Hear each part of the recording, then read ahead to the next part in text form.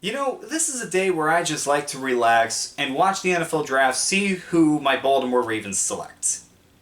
But instead of relaxing right now, I have to talk about the Baltimore Orioles, the mistakes that they have made during this offseason, and talk about how they kind of do what the Ravens did, but Eric DaCosta and the Ravens front office does it a whole lot better than whatever Mike Elias was trying to do. Let's just get into it. What's going on, guys? Dick Reporter here, and this is what I'm talking about. So the Baltimore Orioles spent 7 years trying to get to the point where they are now. 7 years. They went from the worst team in the MLB to getting the prospects necessary to get the core together. It was Adley Rutschman, Gunnar Henderson. They draft Jordan Westburg, Colton Cowser, Heston Kjerstad. They already had Ryan Mountcastle. They had Cedric Mullins. Ramon Arias had come on later. They bring in Jorge Mateo. Okay, so it was a slow but moving process. Then 2022 happens. Adley Rutschman gets called up, and the O's start winning. They were in it for a playoff spot during the final month of the season. Yes, they ran out of gas, but the future looked bright. Gunnar Henderson got called up at the end of that season. And then 2023 happens. Adley starting, Gunnar starting, Jordan Westburg comes on, I believe Colton had come on and then got sent back down. And the pieces were still there. Cedric Mullins was one of the best hitters on the team. He was probably one of the best defenders on the team. Actually, not probably. He was one of the best. I meant to say probably the best defender on that team. You also had Ryan Mountcastle, who had been there for so long. He was a former first-round pick of theirs. Ramon Arias was playing well. Jorge Mateo was making an impact. And what did they do?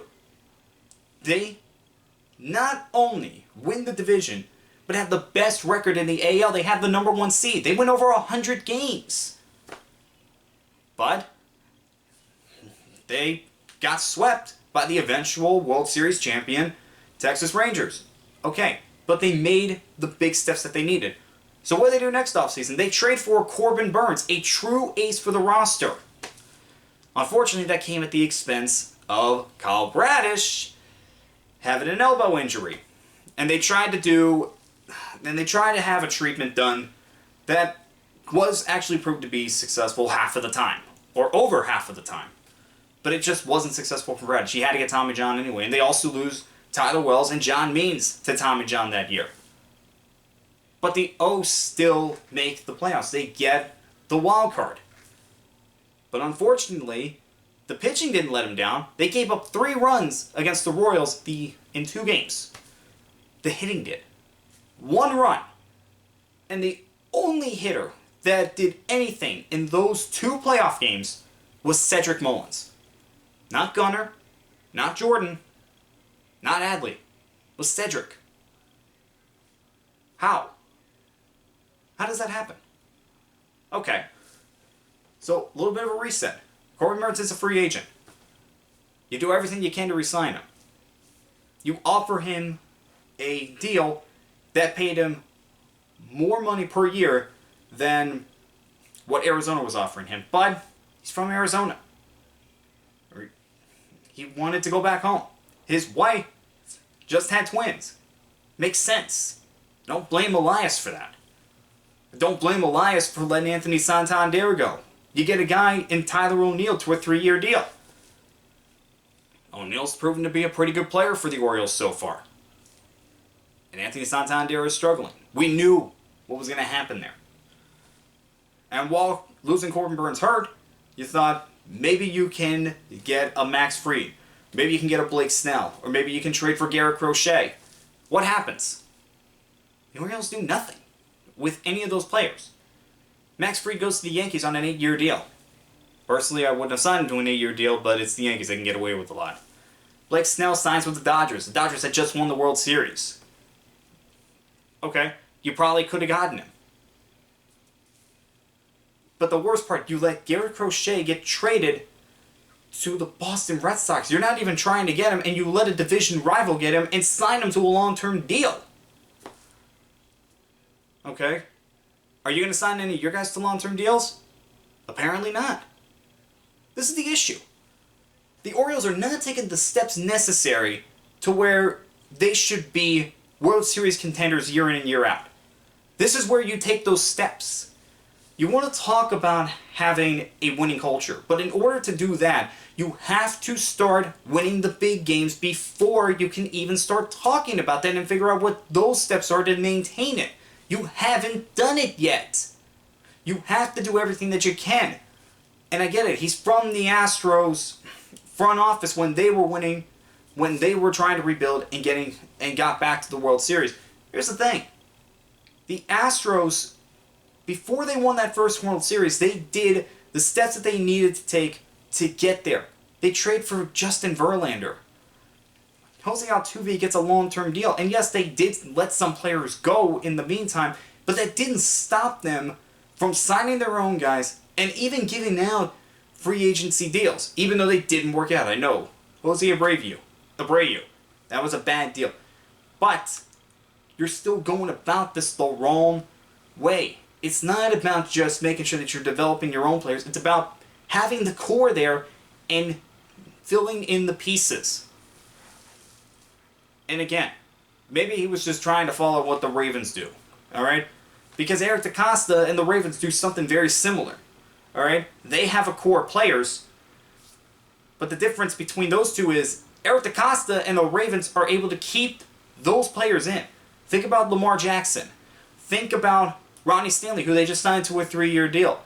Think about Namadi Metabuke. They got him. It looks like it's going to be the same thing with both Kyle Hamilton and Tyler Lindenbaum.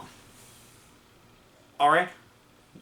You got Rashad Bateman. They signed a 3-year deal with him last year. That's what the Ravens have always done. They've always kept their stars at home. Even before then, it was Ray Lewis, it was Ed Reed, it was Terrell Suggs, it was Jonathan Ogden. Ogden and Lewis retired as Ravens. Suggs and Reed only spent one season not in a Ravens uniform. That's the motto you need to be following if you're the Baltimore Orioles. Having the core group there and making sure you're knowing who needs to stay an Oriole for a long time. You identify those players and do everything that you can to make sure of that. But it doesn't seem like Elias wants to do that. Just seems like he wants to keep drafting players, keep developing them, and just replacing parts as they go. And that's not how it works. That's never been how it works. And if that's what he's trying to do, I'm sorry, you're setting yourself up for a disaster. And even with the Ravens doing that, they still signed free agents. Yes, DeMarcus Williams signing wasn't great, but Derrick Henry was. And now, with what Elias did with the pitching side of things. Okay, the relief pitcher they signed, Andrew, he's still out. Yeah, that's not a good look for him. It really is not a good look. But Zagano, who they got from Japan, 35 years old, I know there was complaints at the time, but it looks like he's been a pretty good signing. In the MLB, I believe any team would like to have him as a 3 or 4 pitcher. The only problem? He's the second best pitcher the Orioles have, which isn't really saying much, because look at the rotation. Okay, and right now, he's the best pitcher that is healthy. He's the number 1. He should not be the number 1. They went to the season hoping Grayson Rodriguez would turn into that ace. But the problem is, Grayson Rodriguez had not pitched a full season yet. He should have been in as a 2 or 3. He should not have been thought of as the ace going into this year. If you want him to be an ace, you have to let him grow into that role. He had not grown into that role yet. You have to let him... He has to show you that he can stay healthy and pitch consistent throughout the whole season before you even think of that. And he gets hurt. We don't even know if he's ever going to pitch this year. We don't know when he'll be back on the mound. So then you go with Zach Eflin. Zach Eflin's always been a 2 in the MLB. Look what happens with Eflin. He gets hurt, even though he started off the season really well. But then you also signed Charlie Morton, who's 41 years old. You signed him to $15 million on a 1-year deal. And he has been the worst pitcher in the MLB this year. All 5 starts, he has lost it, and he has an ERA over 10. Oh man. This is just making my head hurt. It's like, what are you thinking doing this? You lose an ace in Corbin Burnes. And I get it, those are hard to fill. But there were other options that it doesn't even seem like you wanted to go after. And worse, you let your 2 biggest rivals, the Yankees and the Red Sox, both get starting pitchers this offseason to long-term deals that are probably going to be hurting you every time they're starting.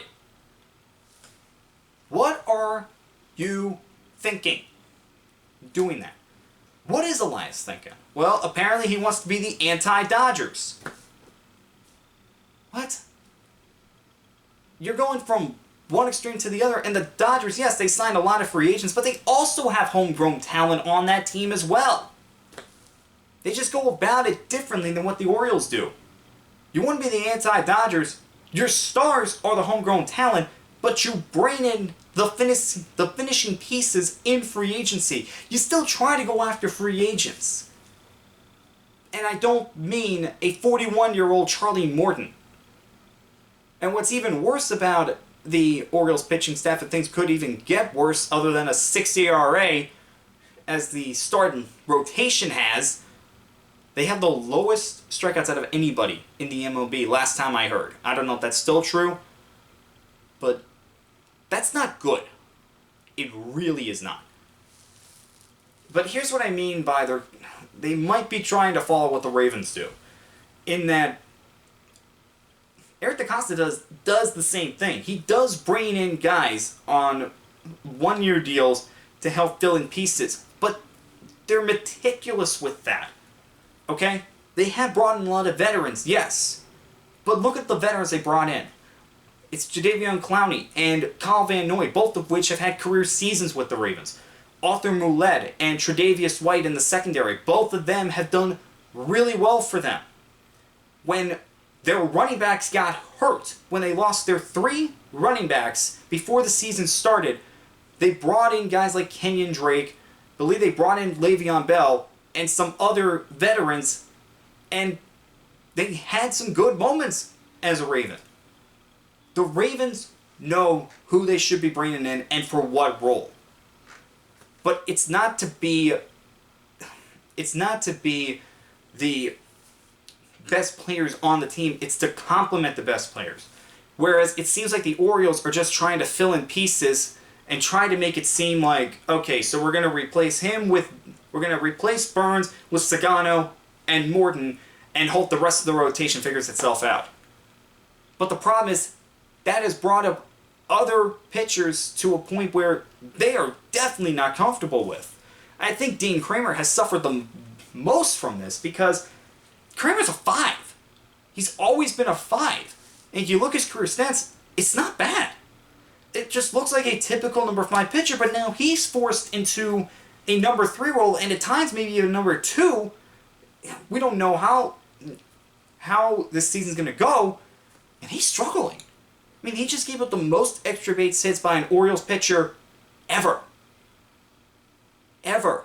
And I feel bad for Kramer, because he's had some great moments as an Oriole. Keep in mind, Dean Kramer is the last Orioles starting pitcher to have a complete game. Kramer's the last one to have that. Alright? Kramer is not a bad pitcher, he's just a classic 5. And there's nothing wrong with that, but he's being forced into a role that he is definitely not comfortable with.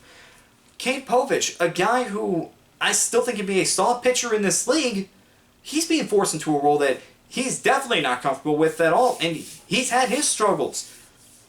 It just seems like Mike Elias is doing things way overboard, trying to push his narrative, trying to put his stamp on the MLB, but forgetting what it takes to really make a winner. And the ownership has got to step in.